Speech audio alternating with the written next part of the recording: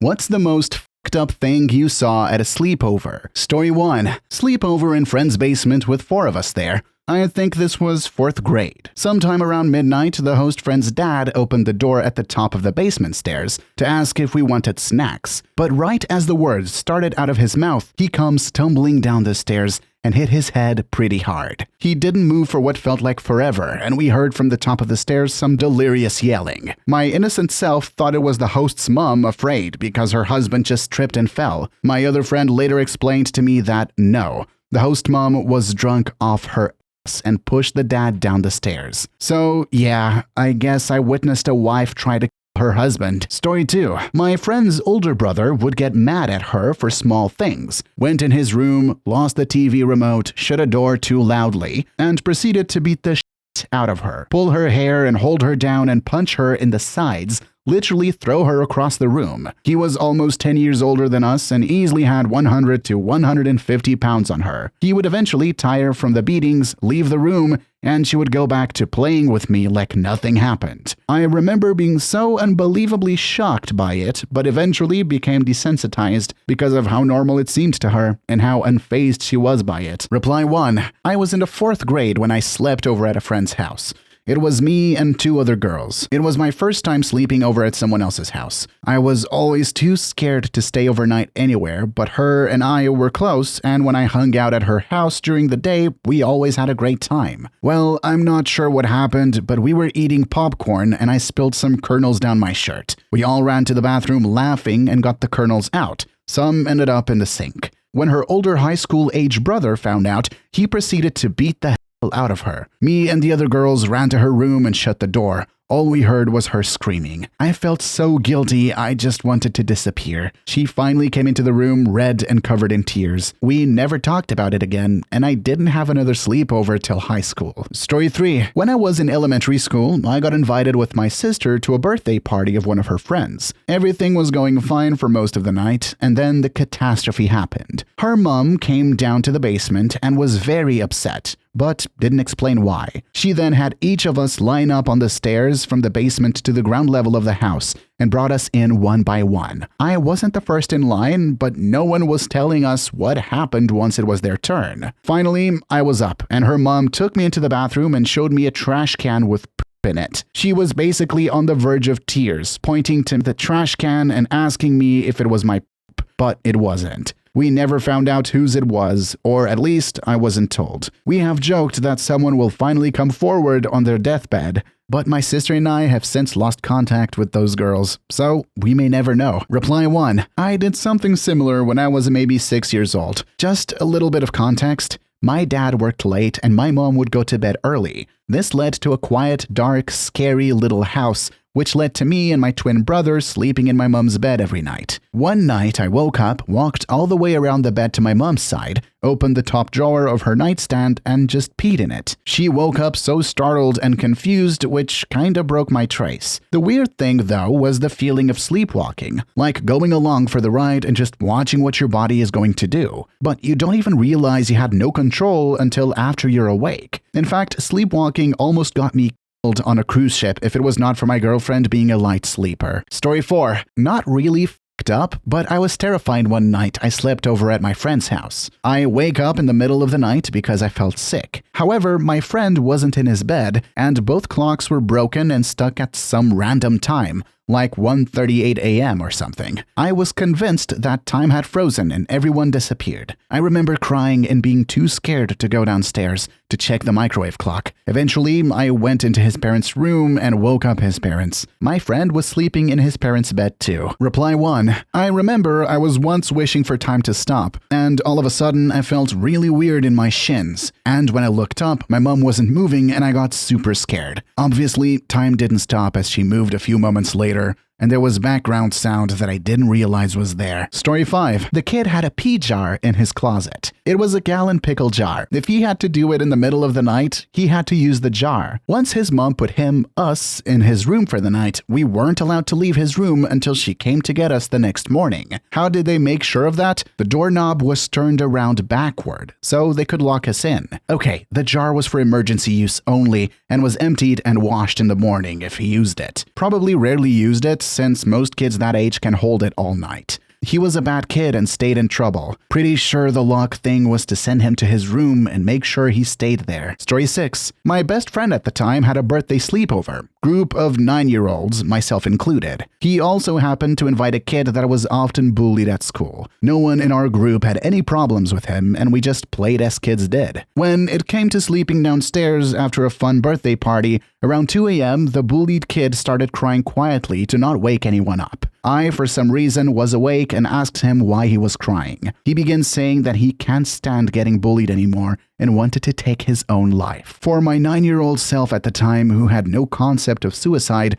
and taking their own life, I could only remember thinking, why would he want to die, lol? I got to a point where I started freaking out because he wouldn't stop crying. I called my best friend's father upstairs and he came down and calmed him down. The bullied kid's parents came to pick him up around 3 a.m. because he wouldn't stop crying. The poor parents didn't know their child had been struggling at school, immediately got him counseling, and his bullies were kicked out of the school after an investigation. From what I saw on social media last year, the kid graduated from university and is doing well. Looking back, I was incredibly sad and terrible that a 9-year-old was thinking about taking their own lives, and I am so glad that I called my best friend's dad's help upstairs instead of ignoring him. Story 7. I had a friend whose dad had a fish tank of piranhas. I really wanted to feed them a hot dog, but her dad told me they already ate. During the night, I snuck down to where the fish tank was, and there was picked clean fish bones in the tank. The dad was down there watching football and he spotted me and asked if I still wanted to feed the piranha. Being a small piranha-obsessed child, I nodded and produced a hot dog I saved from the barbecue dinner we had. It was the most terrifying and awesome thing I have ever saw. 10 out of 10 would never want to watch these 3 piranhas go at a hot dog ever again. Least not in person. Story 8. When I was 9 or 10, I spent the night at a friend's house. I knew his mom was pretty strict, but holy shit, did I find out how much. He did something really minor, like leave his socks in the living room, and she started shouting at him like he left a turd on the floor or something. Then he pissed her off again that night, and she wailed on his so hard that it scared me. She was a psycho the way she was spanking and shouting at him. I hated her guts after that night. Edit. I have no idea how this guy turned out. We moved away soon after, and Googling his common name is like looking for a John Smith. Also, another guy with the same name was murdered in the same town. It wasn't him. So it's buried pretty deep. Story 9. When I was about 15 years old, there was a couple in my cousin's congregation that offered to host a sleepover for some of the teen girls. I was staying with my cousin at the time, so I went with her to their house for the sleepover. When I got there, I realized that this couple only had one kid, and it was a little boy, maybe 6 or 7 years old. The couple set us 5 teenage girls up in the basement. It was furnished and carpeted, not a creepy basement. And the wife set out a bunch of snacks, and then we didn't see her or the little boy for the rest of the night. But the 30-something dad spent most of the evening with us, offering us sips of his Kahula drink, and leaving the liquor cabinet doors open when he would announce that he was going to another room. I was creeped out, but I was so sheltered at the time that I didn't understand why exactly until years later. As an adult father, I think no one should allow himself to be in a weird situation with females. No one shouldn't even give one of your kids' friends a ride home unless someone else comes too. So many stories of guys being told on where the girl was lying can be found online without particular reason, I suppose. Story 10. I saw for the first time. We were watching movies on my friend's TV and fell asleep watching. Must have been on Cinemax or something, because when I woke up in the middle of the night, it was of a man and woman in the shower. That was really awkward since I was 13 and hadn't experienced anything like that. I was too scared to turn it off because her parents were up in another room and I didn't want them to know I was awake. So I pretended to be asleep. I eventually fell back to sleep, but it took forever. The worst was her parents fighting. They would yell, curse, hit each other, and were always drunk. What's the most fucked up is I stayed there so often that it became sort of normal to me. I didn't like it, but it wasn't something I could stop. I had so many weird and inappropriate conversations with her drunk mother. Conversations about me and my friend's life or about her problems. The worst was when he shoved her into a metal pole and it bent. I didn't see it happening, but that pole was like a twisted monument to the violence that regularly took place there. All the sleepovers there in my teens messed me up more than I thought. If I told my parents the whole truth about how bad it was, I don't think they would have let me sleep over. Story 11. It's nothing that I saw, but more like something that happened to me. I was 13 when I stayed over at a friend's house for the night. We were up pretty late playing video games and eating snacks. I got thirsty, so I and my friend went to the fridge to get a bottle of Coke. When I opened the bottle, the soda shot straight up my face and got all over my white shirt. I asked my friend if I could shower since I was pretty sticky from the soda. Once I got out of the shower, I noticed my friend and his little brother were knocked out on the living room sofas. By the way, I had no shirt on since the soda ruined mine completely. That's when their aunt came through the front door and saw me. She got close to me and started to rub her hands around my chest and shoulders. I was completely shocked and stayed still. Then my friend's brother woke up and saw what was going on. She stopped touching me right away and said she thought I was her nephew, then went straight to her room and never came out until I left the next morning. Even if I were her nephew, why the hell would she touch me like that?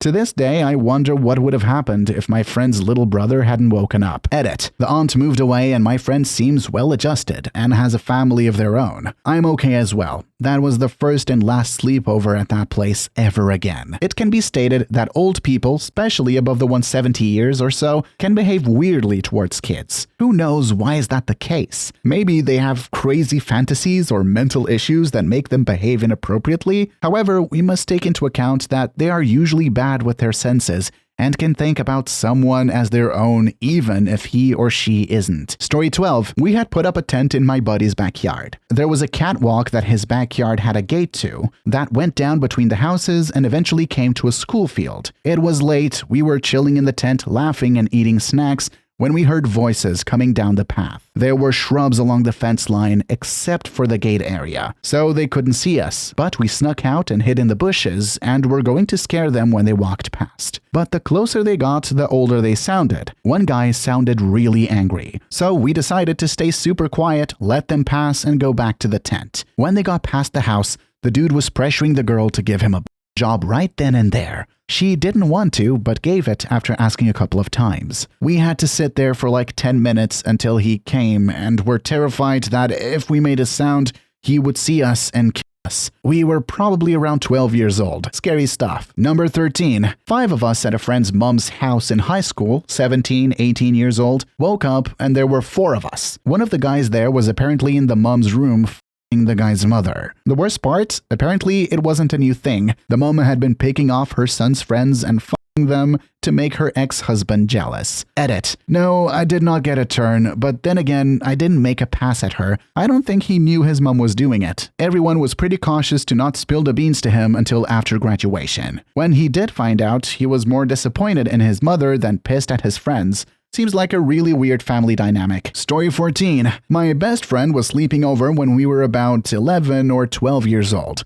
and we were hanging out in my room. Me on my bed and her on a mattress between my bed and the window. Out of absolute nowhere, we heard a bang, and my wall-length window totally shatters. Glass flies clean across the room, and we are both covered. We both start losing our damn minds and run out of the room, both of us covered in blood and cutting our feet up as we run. My dad flies into action mode and locks us in the pantry, grabs a kitchen knife, and runs into the backyard to look for anyone who may have been behind the window smashing. There was no one, so he calls the police and tends to our injuries. When the police arrive, they search my room for a cause and discover a huge solid ball bearing, presumably from a truck. It had landed less than 20 centimeters from where my friend's foot had been. If it had hit one of us, it could have us. There are no roads or anything near us, and my room faced the back fence. So to this day, we still have no clue where it came from or how it was traveling at such a speed. It cleared possibly multiple fences and smashed a window. My mom had been out getting us Happy Meals while this whole ordeal went on, so she was more than a little shocked when she arrived home. Please leave your story down below in the comments. I would absolutely love to make a video about them in the future, and also don't forget to like and subscribe. Until next time, Tony's fam,